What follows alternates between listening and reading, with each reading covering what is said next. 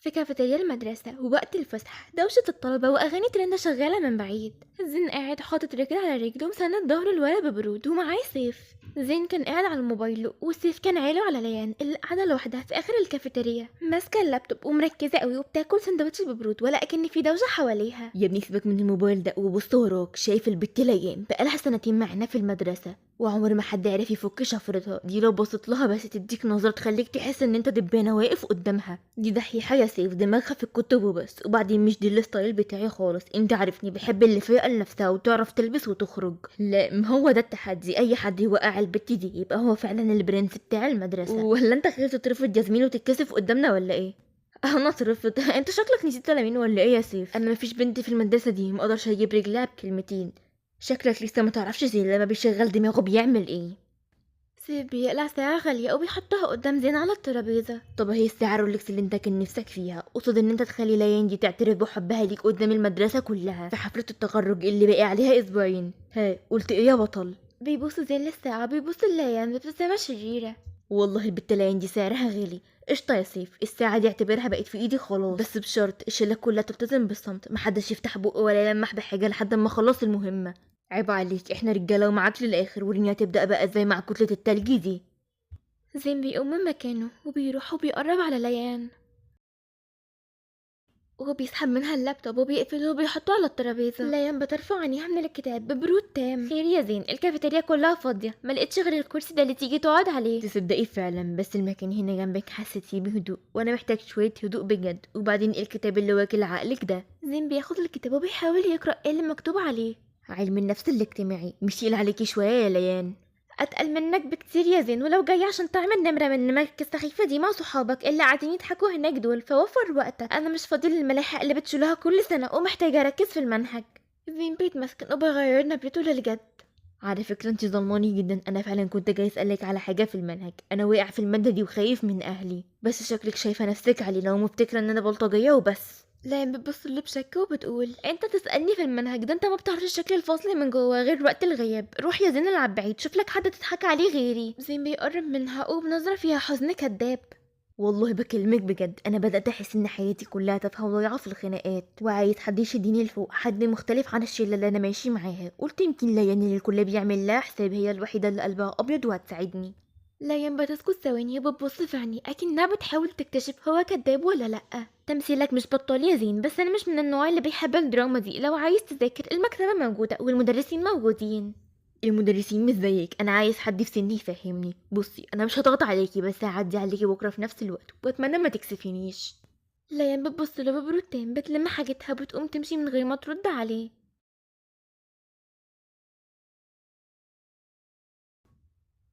وزين بيفضل قاعد في مكانه باصص لظهرها وهي ماشية وبيبتسم ابتسامة انتصار. ماشي يا ليان، اتقلب براحتك، بس في الاخر هتيجي سكه والساعه دي هتبقى في ايدي، يعني هتبقى في ايدي. بعد الظهر الشمس حامية والطلبة خارجين من باب المدرسة. ليان ماشية لوحدها وساندة شنطتها التقيلة على ظهرها وماشية. فجأة عربية شيك بزمارة عالية بتقف جنبها بالظبط. ده زين وسايق العربية ببرود. قرب عليها وقال لها يا بنتي حرام عليكي، الشنطه اللي هتكسر ظهرك دي اطلعي اوصلك في طريقي، الجو نار وانت شكلك خلاص بتفيصي. شكرا يا زين، انا بحب امشي وبعدين بيتي قريب مش قريب مستاهلة. ايه بس؟ انا عارف انك ساكنه في اخر الدنيا، وبعدين انت خايفه مني ولا ايه؟ ده انا حاطه الطيب بتاع المدرسه اللي لسه مكلمك الصبح. ليان بتقف بزهق وبتقوله انا مش خايفة يا زين، انا بس مش بحب وجع الدماغ ومش عايزة حد من المدرسة يشوفني وانا راكبة معاك ويطلعوا علينا اشاعات ملهاش اي 60 لازمة. اشاعات ايه يا بنتي؟ هو انا خاطفك؟ انا قلت اعمل واجب مع زميله دحيحه عشان يمكن ترضى تذاكري العربي اللي شايل هم ملاحقه. اطلعي بقى ما تبقيش قفوشه، والله العربيه فيها تكييف ينسيك المنهج كله. ليان بتنفخ بطيء بس فعلا الشمس حامية وشنطة تقيلة. بتبص يمين وشمال وبعدين تركب بسرعة وترزع الباب. بصي يا زين، هي توصيلة واحدة بس ومن غير كلام كتير ومش عايزة حركات السواقة التهور بتاعتك دي، فاهم؟ علم ونفذ يا باشا، اديك ركبتي اهو، طلعتي مش صعبه زي ما سيف بيقول. بيسكت بسرعة أكنه قال حاجة غلط في الكلام. ليان بتركيز في كلامه سيف. وسيف ماله بيا؟ هو انت بتقعد تحكي لشلتك عني ولا ايه؟ بيعدل كلامه بسرعة. لا طبعا، قصدي سيف كان بيقول ان انتي ناشفه في التعامل مع الكل، بس انا قلت له لا. ليان شخصيتها قويه وبتحترم نفسها. المهم بقى قوليلي، انتي ليه دايما قافله على نفسك كده؟ مفيش خروجات، مفيش صحاب؟ الصحاب في الوقت ده بقوا عملة نادرة يا زين، معظمهم مصلحة أو كلام من ورا الظهر، فقلت أركز في مستقبلي أحسن. الكتاب عمره ما هيغدر بيا. زين بيعمل نفسه متأثر. تصدقي عندك حق، انا شلتي كلها هوكس، بس انا اللي عامل نفسي مش واخد بالي عشان ما بقاش لوحدي. بجد يا ليان، انتي كلامك بيخليني احس ان في امل اني اتغير. ليان بتبصله بنظرة فيها حنية بسيطة لأول مرة، وزين بيلمح ده من طرف عينه وبيبتسم بخبص وهو باصص للطريق.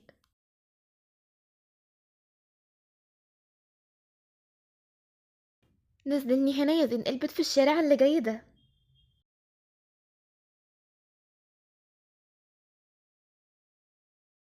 نورت العربيه يا دحيحه، ها اشوفك بكره. ليان وهي ماشية.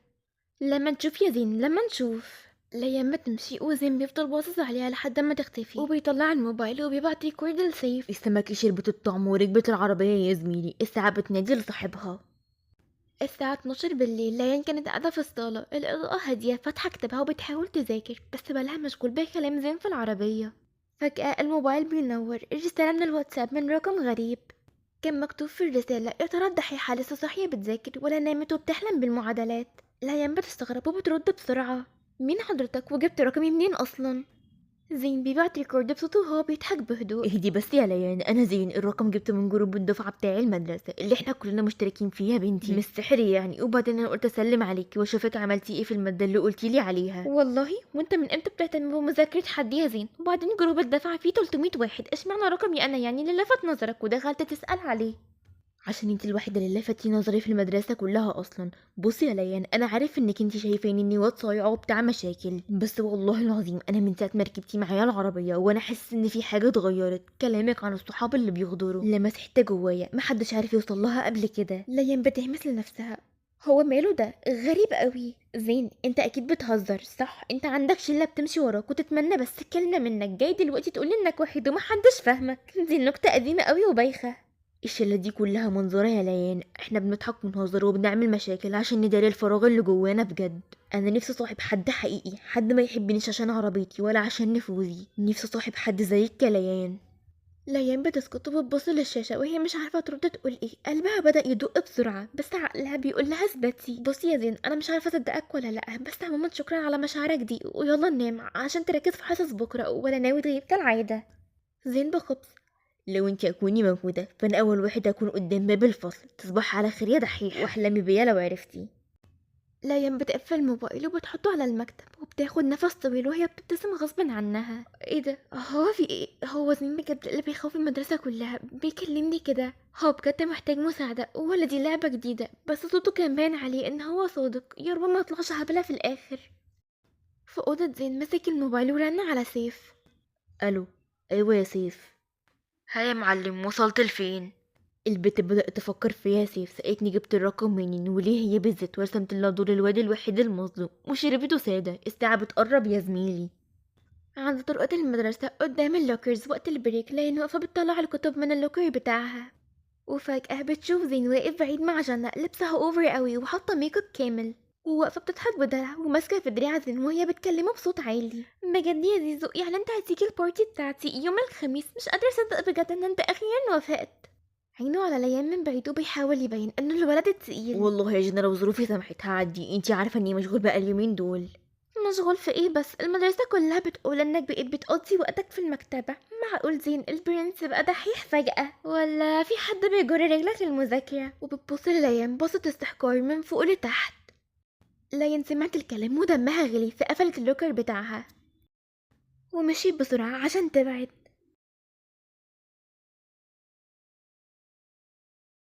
بس زين ساب جنى وراح لها جري.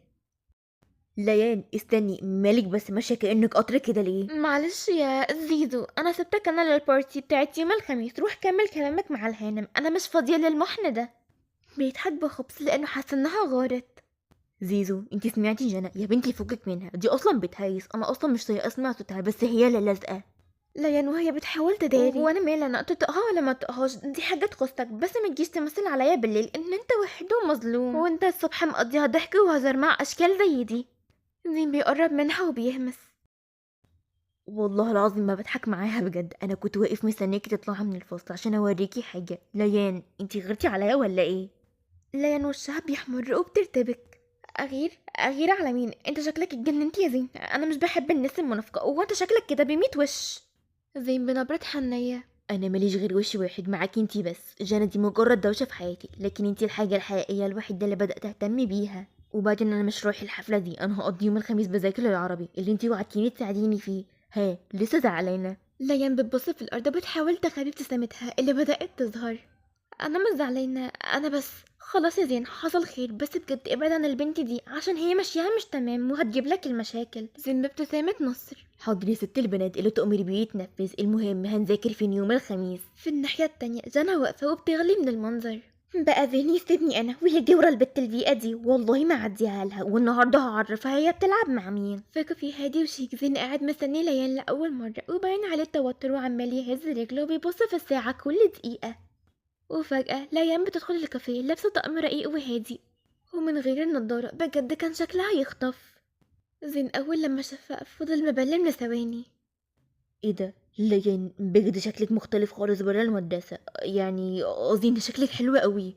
شكرا يا زين، ده بس عشان مش لابسه النضاره ومش لابسه نفس الاوتفيت بتاع المدرسه الكئيبه. يلا بينا بقى نبدا علشان ملحقش اتاخر على البيت. بيقعدوا يذاكروا وزين بيحاول يركز بس عينيه مش بتنزل من عليها. وفجأة شاب وسيم اسمه عمر معدي من جنب الترابيزة، وأول لما بيشوف ليان وشه بينور وفرحة كبيرة بتبان عليه. ليان مش معقول، انتي مختفيه فين يا بنتي؟ بقالك كتير مش بتظهري في النادي ليه؟ ليان ابتسامة حقيقية وود. عمر أهلا يا عمر، معلش والله المذاكرة والدروس واخدة كل وقتي. قولي بقى انت عامل ايه؟ تمام الحمد لله، بجد وحشاني قوي، وحشتنا قعدتنا وشقوتنا زمان. بيمد ايده يسلم عليها بحرارة. لازم نتقابل قريب بجد، هكلمك ماشي؟ زين قاعد ملامح وشه اتغيرت 180 درجة، عرق ايده برزت وهو ماسك القلم، وعينيه بقت بتطلع شراره وهو باصص لعمر. مش يلا بينا يا ليان، ولا انتي جاي هنا تقابلي معجبينك القدام؟ ليان بيستغرب من اسلوبه. في ايه يا زين؟ ده عمر جارنا وصديق طفولتي، معلش يا عمر نتقابل وقت تاني. تمام، فرصه سعيده يا كابتن. انت ايه اللي جرالك يا زين؟ ليه اتكلمت معاه بالطريقة دي؟ الولد ما عملش اي حاجة غلط. ما عملش حاجه، ده ناقص ياخدك بالحضن. وبعدين ايه وحشاني والنادي وشقوتنا دي؟ انتي مش قلتيلي انك مالكيش في الجو ده؟ اديك طلعت مقضياها اهو. ليان بصدمة. انت بتعلي صوتك عليا ليه اصلا؟ وبأي صفة تتحكم فيا؟ انت مجرد زميل بساعده مش اكتر. بيسكت زين فجأة، بيبص في عينيه وهو بيتنفس بسرعة وبيحس انه عك الدنيا. انا اسف، بس بجد دمي غلي لما شفتك بتضحكي له كده. يلا يلا وصلك.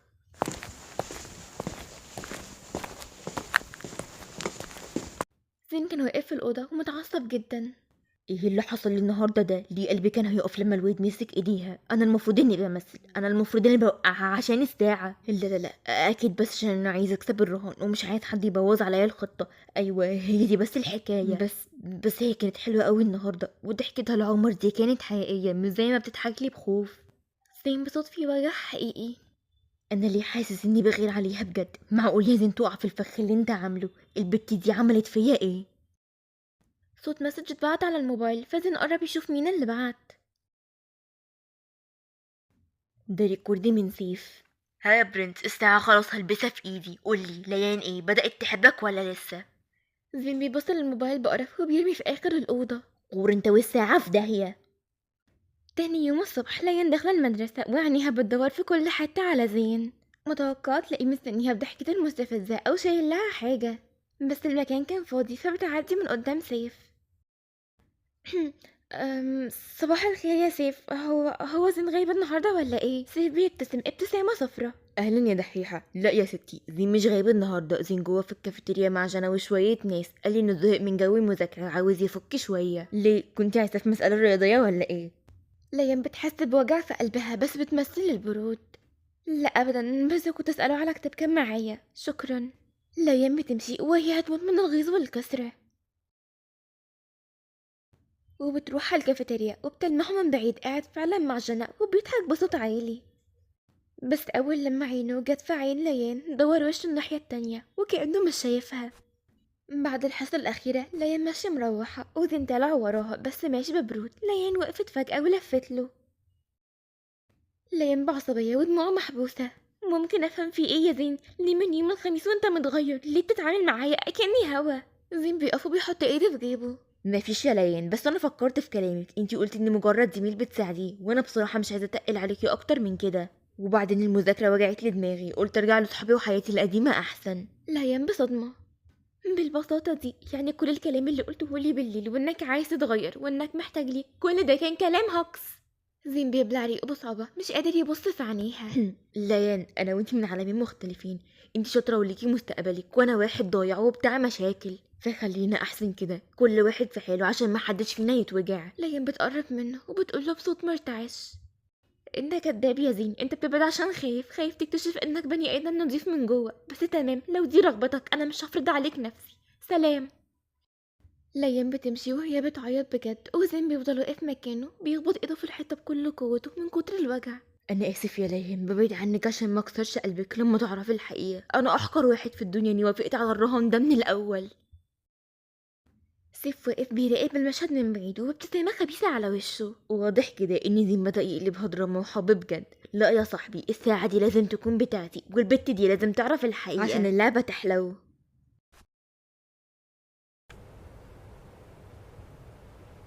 بالليل في أوضة ليان، هي قاعدة على السرير عينيها منفوخة من العياط وماسكة الموبايل بتقلب في رسايل زين اللي كان بيبعتها. فجأة بيظهر لها إشعار رسالة من رقم غريب. أول ما بتفتحها بتلاقي سكرين شوت لشات بين سيف وزين. سيف كان بيقول لزين: ها يا برنس، الساعة رولكس مستنية. ليان الدحيحة وقعت ولا لسه؟ فزين رد عليه في الشات القديم وقال له: عيب عليك يا زميلي، اسبوعين بالظبط وهتلاقيها ماشية ورايا زي الدل، والرهان ده بقى في جيبي. ليان بتبص للموبايل بصدمة، النفس بيبدأ يضيق عندها، الدموع جفت وبقى مكانها نظرة ذهول. فجأة الرقم الغريب بيبعت رسالة تانية. محتوى الرسالة كان: يا حرام يا دحيحة، كنت فاكرة ان البرنس هيحب واحدة زيك؟ بجد ده كان بيتسلى بيكي عشان يكسب الساعة. فوقي لنفسك. اليوم التاني في المدرسة، زين واقف في الطرقة باين عليه الهم والتعب لأنه ما نامش، وسيف واقف جنبه بيضحك ولا كأن أي حاجة حصلت. فجأة ليان بتظهر من بعيد ماشية بخطوات سريعة وهادية لدرجة تخوف. أول لما بتصل قدام زين بتبص له نظرة احتقار. أول لما زين شافها قال لها بلهفة: ليان، كنت لسه عايزة اكلمك بتقطع في صوت واطي ومرعب: تكلمني تقولي ايه؟ تقولي الساعة نوعها ايه؟ ولا تقولي الرهان كان مدته أسبوعين بس ليه؟ زين وشه بيصفر تماما، بيبص لسيف اللي بيحاول يداري ضحكته وبيفهم ان الدنيا باظت. ليان اسمعيني، والله العظيم الموضوع كان في الاول انا كنت غبي، بس والله العظيم انا حبيتك. ليان بتقرب منه وبتضربه قلم سمع الطرقة كلها. كل الدوشة اللي كان حواليهم سكتت والكل بص عليه وهو بيتضرب. زين، انت احقر بني ادم انا عرفته في حياتي كلها. كنت عارفة انك بتاع مشاكل، بس ما كنتش اعرف انك رخيص لدرجة انك تبيع مشاعر بني ادمة عشان ساعة. ليان، انا حبيتك بجد. الرهان ده مات من زمان والله.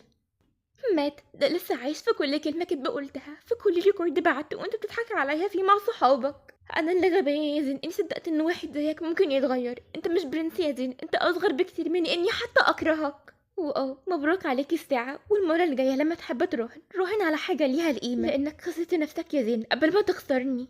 ليان بتمشي وسط ذهول المدرسة كلها. زين واقف مكانه، القلم لسه معلم على وشه والكسرة معلمة على قلبه.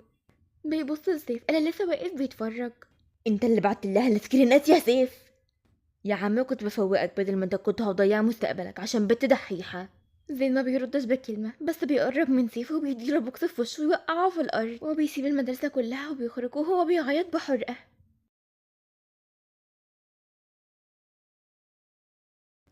في الكافيتيريا بعد يومين من الخناقة، شلة زين قاعدة وسيف حاطط لزق على الجرح في وشه مكان البوكس. زين دخل عليهم بخطوات ثابتة.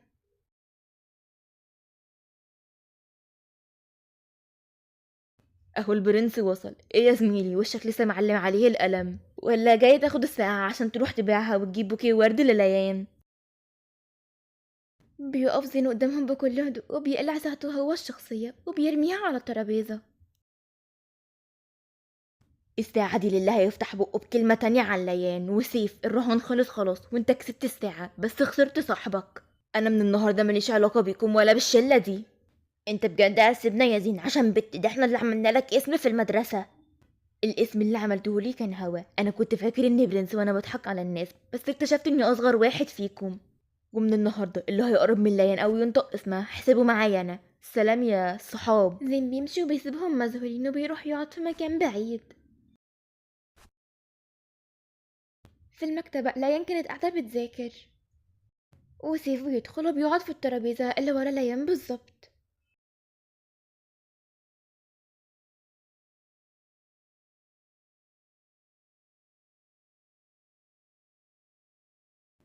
فجأة بتحس ليان ان في حد قاعد على الترابيزة اللي وراها بالظبط. بتلف بتلاقي زين. زين كان شكله متغير تماما، بقى بيلبس لبس يليق بالمدرسة وفاتح كتاب العربي وعمال يحاول يفهم فيه بتركيز وصمت تام. بتقوم ليان وتروح له بتقوله بصوت واطي ومستفز: انت بتعمل ايه هنا يا زين؟ مش ده المكان اللي كنت بتقول عليه انه خنيق وبتاع الدحيحة؟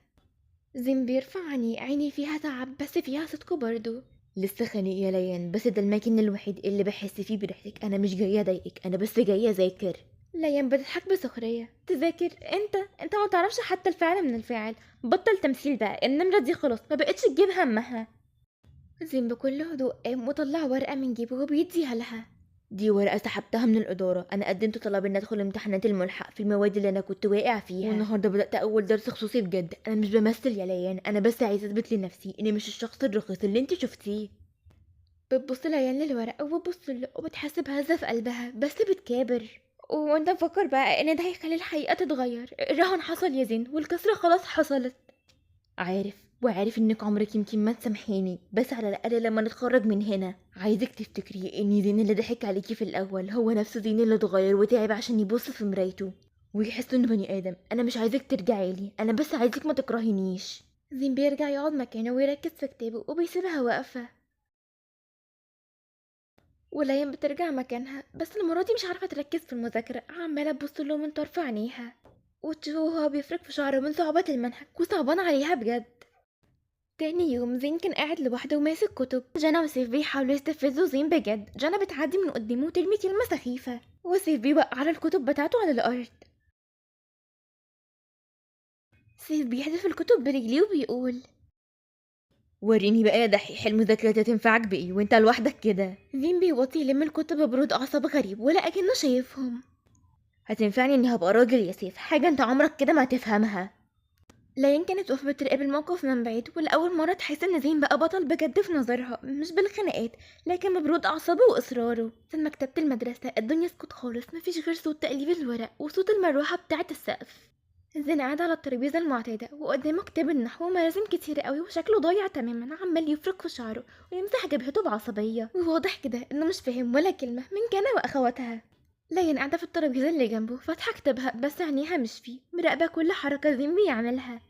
شافت ملامحه وهي بتكرمش من كتر الحيرة، وشافت ايده وهي بترتعش وهو بيحاول يحل مسألة ومش عارف. قلبها وجعها عليه بس افتكرت شكل الساعة وسكرين شوت الرهان فشدت نفسها وقررت تطنش. زين فجأة رمى القلم على الترابيزة بزهق وسند راسه بين ايديه وهو بيتنهد.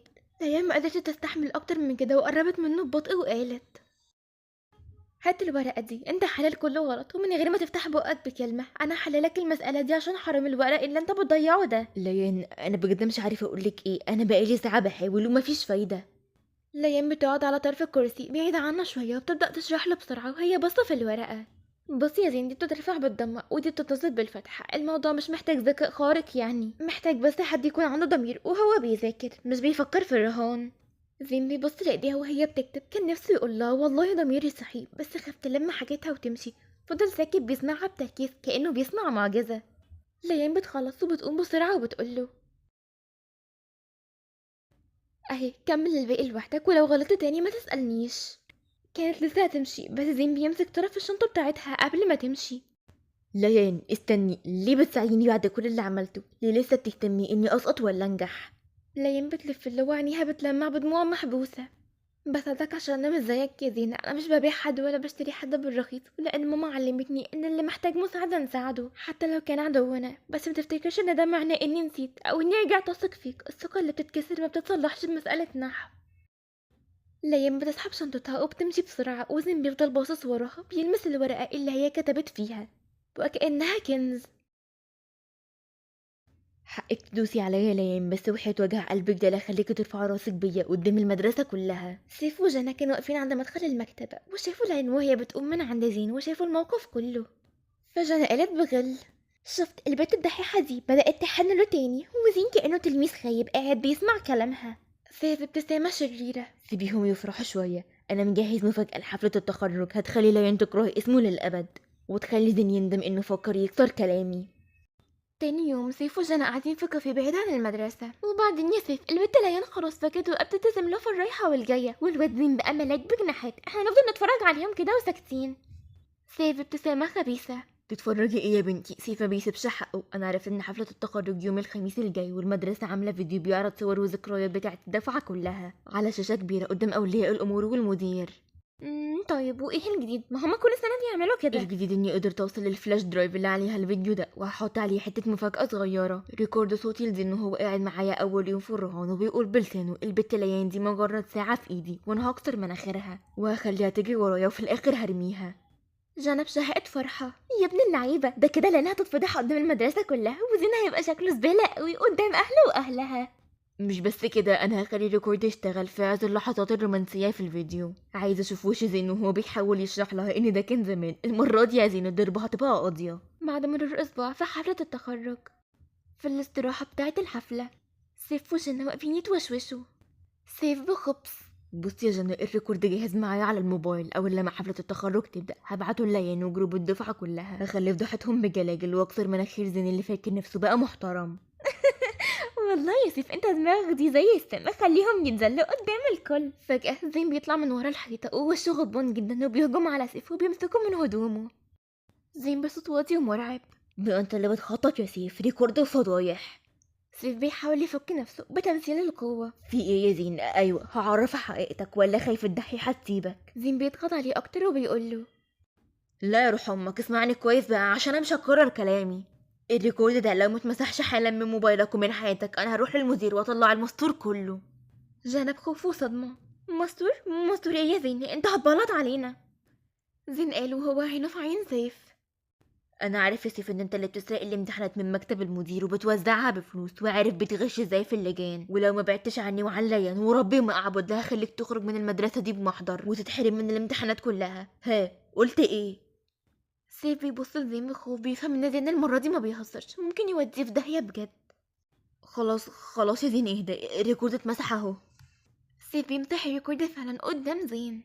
اعتبرني خلاص ما كنتش موجود في حياتك. زين بيزقه بعيد عنه وبيقوله: غور من وشي انت وهي، ولو شفت خيالكم جنب ليان اعتبر نفسك مشطوب من الدفعه دي. جنى بتمشي وسيف بيحصلها: